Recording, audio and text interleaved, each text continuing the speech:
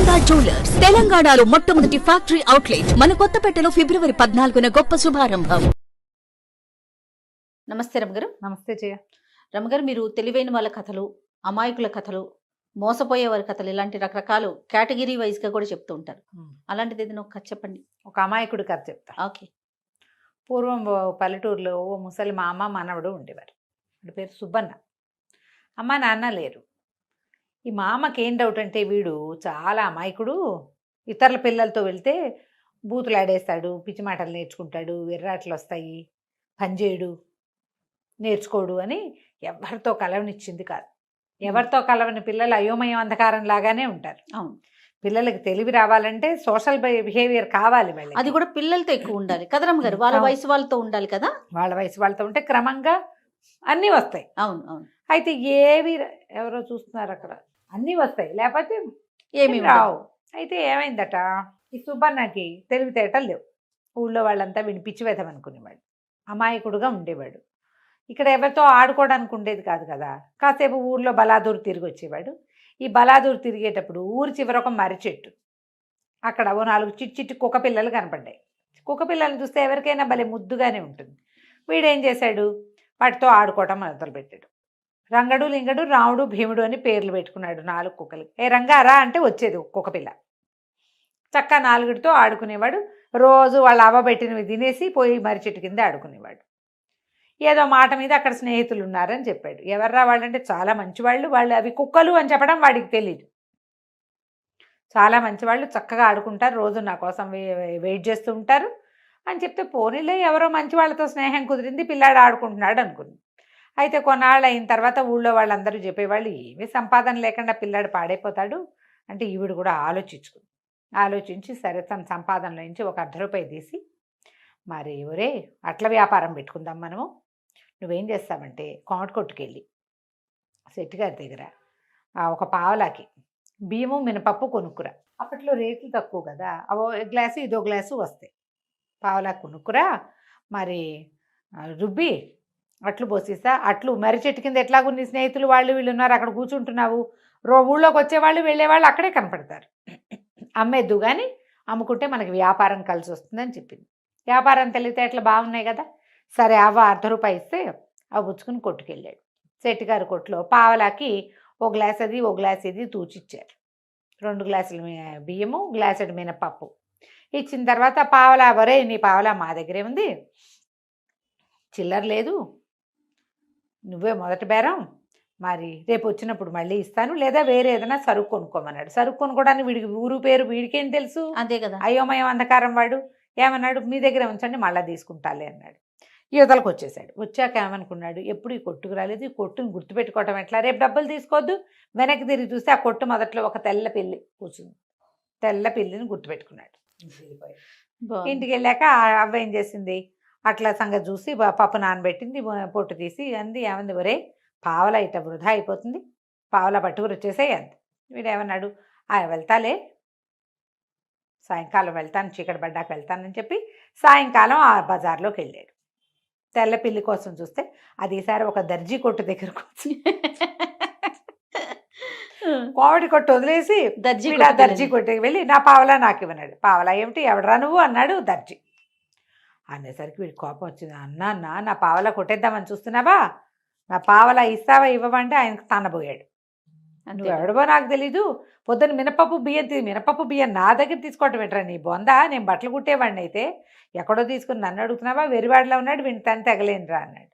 వీడేం చేశాడు, కాసేపు అక్కడక్కడే తచ్చట్లాడి వీళ్ళ సంగతి ఇట్టా కదని ఆయన కత్తిరించి పడేస్తాడు కదా గుడ్డ ముక్కలు, అవన్నీ నీ ఆస్తంతా నేను తీసుకెళ్ళిపోతానని అవన్నీ జవురుకున్నాడు. ఏదో పిచ్చివాడు అయి ఉంటాడు వీడు, ఇవి కత్తిరించి పడేసిన ముక్కలు పట్టుకెళ్తున్నాడంటే వాడు అమాయకుడు అయి ఉంటాడు. పోనీవయ్యా సాయిబు అని కేకలేశారు మిగిలిన వాడు. ఆయన ఊరుకున్నాడు దుకాణం ఆయన. వీడేం చేశాడు, మొత్తం తీసి ఇట్లా మూటల్లే కట్టి ఇంటికి పట్టుకెళ్ళేసరికి ఆవకు చెప్పాడు, అత్త అవ్వ ఆయన మన పావలా కొట్టేద్దామని చూశాడు, కొట్టాయన ఎదిగో చూడు ఇవన్నీ పట్టుకొచ్చానని ఇట చిన్న గావంసా లాంటిది ఉంది, పంచ లాంటిది కట్టుకుంటాడు, అందులోకి ఇట్లా మూట కట్టాడు అనమాట. ఆ మూటని ఇట్లా విదిలిస్తే గుడ్డు మొక్కలన్నీ పడ్డాయి. చివరికి టంగుమని మోగింది. గుడ్డ మొక్కలు చూసి అవ్వంది, ఒరే నీ బొంద ఇట్లాంటివి తెచ్చావేమిట్రా, ఏమిట్రా అది, ఆ టంగుమంది ఏమిట్రా అని తీరా చూస్తే అది 1 రూపాయి కాసు. ఎవరో ఆ దర్జీ దుకాణానికి వచ్చి రూపాయి పోగొట్టుకున్నారు. ఈ గుడ్డ ముక్కల్లో రూపాయి దొరికింది. అవ్వ ఆశ్చర్యపోయింది. చూసావా మనది పావలా కొట్టేద్దాం అనుకుంటే రూపాయి మనకి ఇచ్చాడు రా దేవుడు, చూసావా మన వ్యాపారం లాభసాటి వ్యాపారమేనమాట అని చెప్పి మర్నాడు పొద్దున ఏం చేసింది, చక్కగా 10 అట్లు పోసింది. ఇదో గ్లాసు అంటే ఎంత వస్తుంది, అంతే కదా వచ్చేది. 10 అట్లు పోసి పెద్ద పెద్దవి చక్కగా తామరాకులో పొట్లం కట్టి, ఒరే అక్కడ ఆడుకుంటావు కదా 2 తిను నువ్వు, మిగిలిన 8 అట్లు ఒక్కోటి అర్ధనాకి చొప్పున అమ్ము, 4 గణాలు వస్తాయి మనకి అని చెప్పి పొట్లం కట్టించు. వీడేం చేశాడు, అక్కడికి పోయి పొట్లం ఓపెన్ చేశాడు.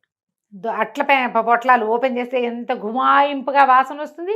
కుక్కలు 4 రంగడు లింగడు రావుడు భీముడు చేరంగానే వీడేం చేశాడు, తోకాడిస్తుంటే అట్లు పెట్టాడు. పెట్టి ఒక్కోటి అర్ధన, తలా ఒక అర్ధన ఇవ్వాలి మీరు నాకు అని చెప్పాడు. కుక్కలు తోకాడిచ్చాయి. మనం ఏమన్నా మాట్లాడితే కుక్క తోకాడిస్తుంది. అంతే టకాటకా తినేసినాయి. వీడు కూడా 2 తినేసి ఆడుకున్నాడు.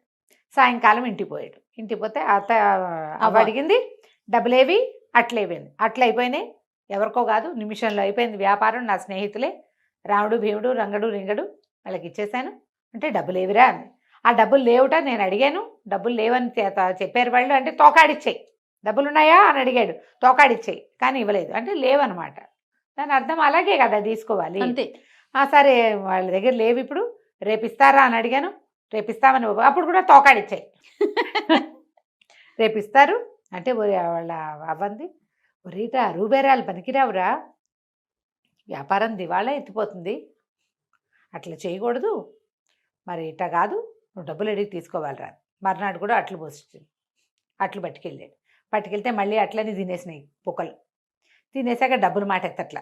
వీడి కోపం వచ్చింది, అన్న నన్ను మోసం చేద్దాం అనుకుంటున్నారా, డబ్బుల సంగతి తేల్చండి ముందు అనేసరికి మళ్ళీ తోకాడిచ్చింది. వీడి కొళ్ళు మండిపోయింది.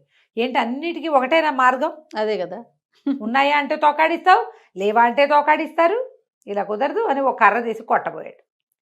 ఓ 3 కుక్కలు పరిగెత్తేసినాయి. ఓ కుక్క దొరికేసింది, గట్టిగా దెబ్బలు తిని అది కుయ్యో మర్రని కుంటుకుంటూ పరిగెత్తుకుంటూ వెళ్ళింది. ఆ 3 కుక్కలు ఏ పక్కకు పోయినాయి వీడికి కనపడలా. దెబ్బ తగిలిన కుక్క స్లోగా వెళ్తుంది, దాని వెనకాల పడ్డాడు. దాని వెనకాల పరిగెత్తేసరికల్లా అటా వెళ్ళి అదేం చేసింది, ఒక దీంట్లోకి సత్రం లాగా పాడుపడిపోయిన సత్రం ఉంటే ఆ సత్రంలోకి దూరి. అక్కడ ఏంటంటే కొంతమంది దొంగలు పాడుపడిపోయిన సత్రాల్లోకి అడవుల వైపు ఉంటే ఎవరు వస్తారు, ఊరి మొగదల్లో ఉండే వాటికి ఎవ్వరూ రారు. వాళ్ళు ఏం చేశారు, ఓ 3-4 అక్కడ కూర్చున్నారు. కుక్క అరుపులు, మనిషి వస్తున్న సందడి వినపడేసరికల్లా డబ్బులు అక్కడ వదిలేసి పరిగెత్తుకుంటూ వెళ్ళిపోయారు. ఆ కుక్క లోపలికి వెళ్ళి ఓ మూల దాక్కుంది. వీడు లోపలికి వెళ్ళేసరికల్లా ఇట్లా పరిచున్న ఒక గుడ్డ, దాంట్లో అన్ని డబ్బులు కనపడ్డాయి. ఆశ్చర్యపోయాడు, ఒరే ఏమిటి ఇక్కడున్నాయా మీ డబ్బులు, ఆ డబ్బులు ఉన్నాయని ముందే చెప్తే నేను ముందే వద్దురు కదా కొట్టకుండా అని ఆ డబ్బులు చెత్తపుచ్చుకున్నాడు. ఆ కుక్కను పిలిచాడు, విజిల్ వేసాడు, దాదా నేను కొట్టను. కర్ర పారేసేసరికి అది అర్థమైంది. కుక్కను నిమిరి, నీ చక్కగా నీ దగ్గర నీ డబ్బులు ఉన్నాయని తెలిస్తే రోజు పెడుతుంది కదా అట్లు, నీకు ఇంకో 2 ఎక్స్ట్రా పెట్టేవాడిని, పద ఇంటికి వెళ్ళిపోదామని ఆ కుక్కను వెంటబెట్టు తీసుకొచ్చాడు. అది మర్రి చెట్టు దగ్గర కూర్చుంది. వీడి ఇంటికి పోయి వాళ్ళ అవ్వకి ఇచ్చాడు డబ్బులు. అవ్వ తెలపోయింది, నిన్ను డబ్బులు ఎవరు ఇచ్చారా, మనకు రావాల్సింది 4 అణాలే, నిన్నటివి 4 ఇవాళ 4 8 అణాలు అనేసరికల్లా వాడు అన్నాడు, అది కాదవ్వా వాళ్ళు 4 తోకాడిచ్చారన్నాక, తోకాడిచ్చడం ఏమిట్రా, నీ ఫ్రెండ్స్ అన్నావు కదా. అదే అవ్వా వాళ్ళే నా ఫ్రెండ్స్, తోకాడిస్తారు అనేసరికి ఇక అవ్వకి అర్థమైంది, కుక్క అవి కుక్కలు అని. సరే ఇవి ఎక్కడి నుంచి వచ్చాయంటే జరిగిందంతా చెప్పాడు. చెప్పంగానే ఆవిడ అనుకుంది, ఓహో డబ్బులు అయితే బాగానే వచ్చినాయి, వీడు వెళ్ళిన సంగతి కూడా వాళ్ళు చూడలేదు కాబట్టి మనకు వచ్చే ప్రమాదం ఏం లేదు. కానీ వీడి అది కుక్కని చెప్పడం కూడా రాదేమిటి వీడికి. పక్కన ఓ పంతులు గారి దగ్గరికి వెళ్ళి తన కష్టం చెప్పుకుంది. కుక్కలని చెప్పడం కూడా రాదండి వాడికి, ఇట ఉన్నాడు తెలివి తక్కువగా. అంటే ఆయన ఏమన్నాడంటే, అమ్మ చదువు సంధ్య లేకపోతే అట్లాగే ఉంటారమ్మా, తను ఈడైన వాళ్ళతో తిరుగుతున్నా చదువు లేకపోయినా కొన్ని తెలివితేటలు వచ్చేవి వాడికి, కనీసం నువ్వు వాడు ఇల్లు మర్రి చెట్టు తప్పిస్తే ఇంకే ప్రపంచము తెలియకుండా ఉన్నాడు, కాస్త బడిలో చేర్పించు, 4 పిల్లలతోటి తిరగనివ్వు, ఏదైనా చెడ్డ మాటలు నేర్చుకున్నప్పుడు కేకలేసి మానుకోవాలి కానీ మాటలు వస్తాయని ముందే వెళ్ళడం పంపించడం మానేస్తే ఏమవుతుంది అని కొంచెం బుద్ధి చెప్పాడనమాట.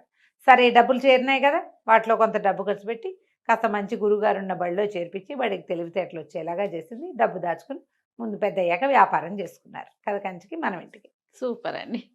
నమస్తే రమ్మగారు. నమస్తే.